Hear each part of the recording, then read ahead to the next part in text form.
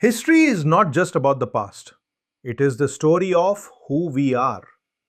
Welcome to Datta Prabodhini, where we explore the history, culture, wisdom, and timeless heritage of India. Let's begin. When empires collapse and physical monuments crumble into dust, the thread of identity often breaks. If the official records are lost to time, how does a society remember its own name? Welcome to Datta Prabodhini. To help us document the hidden histories of the Indian subcontinent, please like this video and subscribe to the channel. India relied on a specialized community to serve as its living historians. The Bhat, or Bhat caste, maintained a lineage-based record of Indian culture, encoding family trees and historical events into their own memory, palm leaves, and etched copper plates. This tradition traces back to the Vedic era. Originally known as Suktakars, or character singers, these bards made it their lifelong duty to memorize the genealogies and wartime valor of ancient kings, passing these massive oral records down through many successive generations. Over the centuries, the Bhats evolved into a cross-cultural network. They eventually became the primary record keepers for diverse religions and rival empires across the entire subcontinent. In North India, the Bhats held immense prestige. Inside the royal courts of Rajput kings, and later under Mughal emperors, they served as elite court poets. They utilized a tradition known as pod singing to document their patrons. This method immortalized a family's bravery and legends through spirited musical performances that functioned as a public historical archive. This portrait of a seated Indian nobleman illustrates the elite status of the Bhat's clientele. For these rulers, genealogy was a vital political tool. Tracing an unbroken lineage through a Bhat poet was the primary way a king legitimized his royal prestige and his right to rule. Maintaining these histories required intense labor, and the Bhats were rewarded accordingly.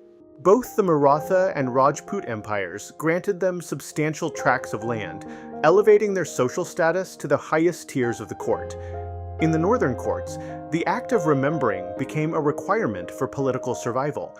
The Bhats provided the evidence needed to anchor a dynasty's legacy in the eyes of its subjects. In the 16th century Punjab, the Bhats took on a different role. Here, they became early converts and followers of Guru Nanak, the founder of Sikhism. To document the development of the faith, wandering Bhat genealogists maintained ledger scrolls known as Bhat Vahis. They traveled extensively to record the births, marriages, and deaths of the Sikh gurus and other prominent figures. To protect this data, they employed a shorthand script called Bhatakri.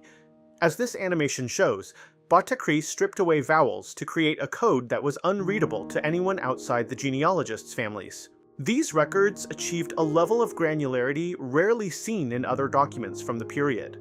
The entry for Guru Har Gobind's birth, for instance, specifies the village of Wadali, the year 1647 Sambat, and the moonlit phase of the lunar month, even noting the birth occurred when exactly 1¼ of night still remained before dawn. Today, historians rely on these scrolls as an independent cross-reference. They allow researchers to verify the timelines and historical movements of the Sikh gurus with a high degree of confidence. In the southern kingdom of Travancore, modern-day Kerala, we find another branch of this genealogical network, the Patars or Batars. Before we explore their work in the south, make sure to like this video and subscribe to Datta Prabodhini to keep these histories alive. The migration of these Tamil Brahmins from the village of Brahmadesam was a deliberate act by Travancore kings. Their assignment was to perform Mora Japam, complex Vedic chanting rituals that required absolute phonetic accuracy.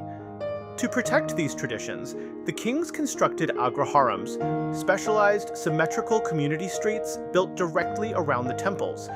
This environment allowed the scholars to live and practice in isolation. This shift in focus is significant. While the northern Bhats safeguarded the history of bloodlines and battles, the southern branch applied that same dedication to safeguarding the purity of spiritual rituals. The modern era brought an end to the royal patronage system that sustained these families for centuries. Without the funding of kings, the physical palm leaves and the original Vahi scrolls began to degrade. In the 1950s, researchers like Gianni Garjasingh began a race to preserve this data. They worked to transliterate the dying Bhattakriti script into modern text, documenting the knowledge of the last remaining elders. The work of the Bhats suggests that history is maintained not just by its preservation in an archive, but through a continuous tradition of retelling.